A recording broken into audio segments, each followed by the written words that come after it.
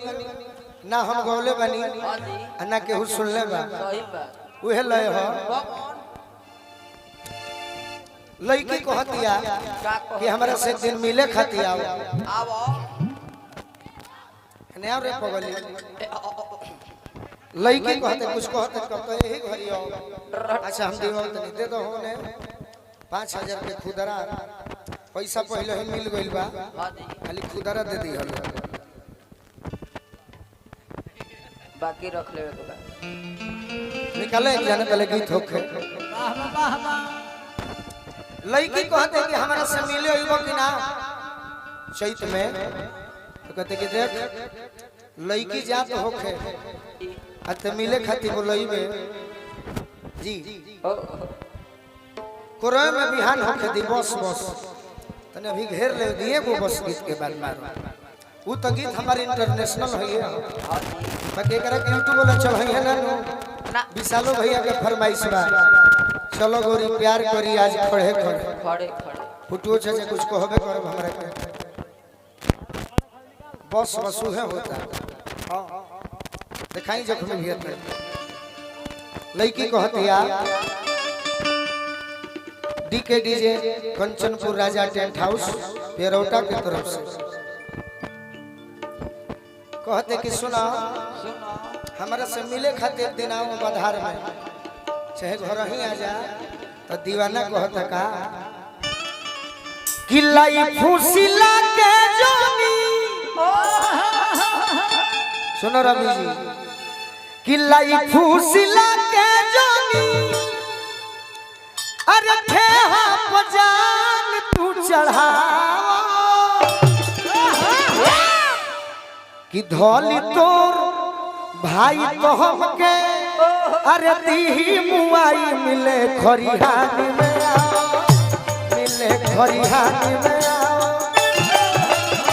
धोली तोर भाई तो हमके दी मुआई मिले खरिहानी में आओ मिले खरिहानी में आओ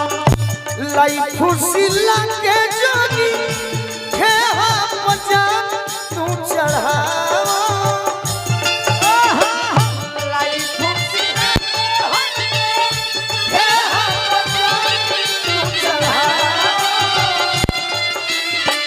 होली तोर भाई तो दी मुआई मिले खरिहानी में आओ मिले खरिहानी में आओ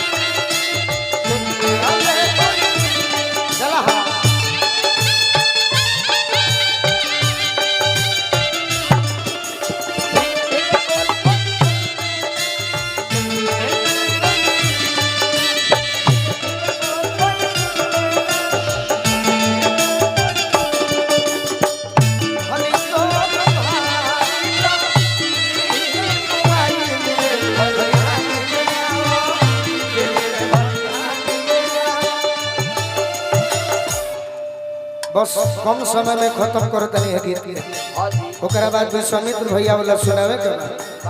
तनी नायका मार दिले से कि महीना में 20 गो प्रोग्राम बलिया जिला में बा अब बलिया जिला के लोग के कहीं गीत सुनाई तो लोग कहे जे कि पेट भर गइल कौन का सब गीत निमन होला लेकिन कलाकार के मतलब का जहां जा बदल बदल के गावा सही बात होई चुमा चाटी नहीं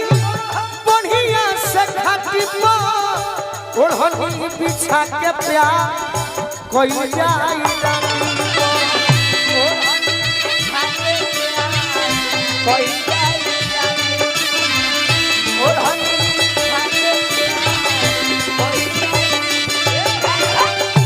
होई चुमा चाटी नहीं बढ़िया से खाती पा ओढ़नी बिछा के प्यार कोई जाई रानी पा ओढ़नी बिछा के प्यार कोई जाई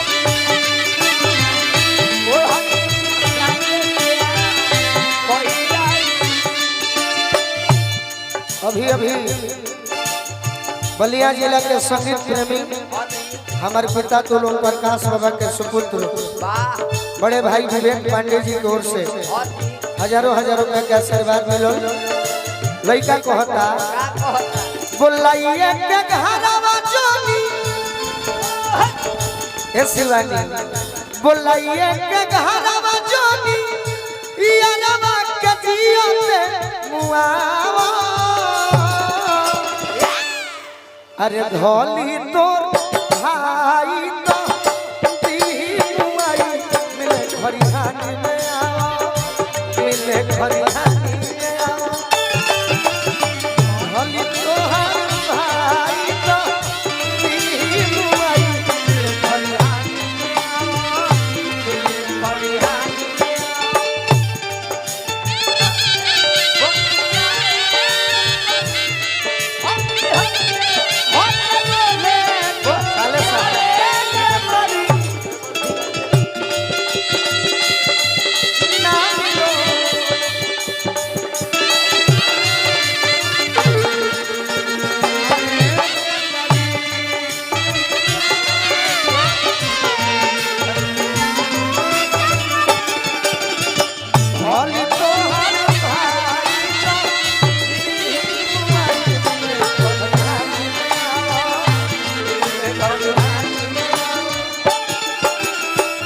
हमरा अक्षय नाथ राय जी के साले साहब की ओर से आशीर्वाद मिलल। विशाल भैया दरोगा जी की ओर से और का एक लाइन ए रवि जी चैत महीना में प्यार को है तोरा जब हम जीते तो जवानी जो